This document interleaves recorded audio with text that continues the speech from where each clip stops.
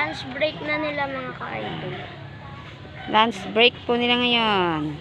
Ito po yung ginagawa nilang bahay na may kasamang kuryente. Nagkakainin na po sila. Time na po nila, time.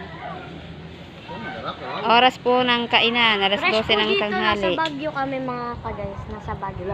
Ano? Sabi ko sa Baguio. Ang lakas din kasi ng hangin. Te, bakit kaya pag ganun, pagdating ng hapon medyo umuulan, tapos pagdating ng gabi uulan? Ano nga? Ang ganun.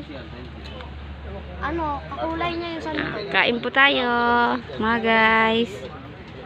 Oras ng kainan. Hmm? Yung si Kaya. Nalabas yan. Pagkalong sige. Kain po tayo mga ka-guys. Boring dito. Walang tao. Mamaya po ulit ay break time po. Alas 3 ng hapon. Break time po na ulit.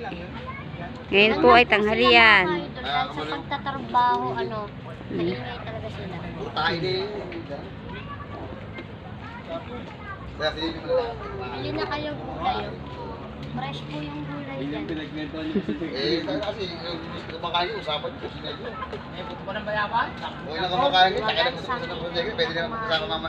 Kain na yan. Tsaka mamaya. Kwarto muna, no? Oo. Siya agad eh. Takin ang hindi. Magjakbiga sa Sige, takin kumakain.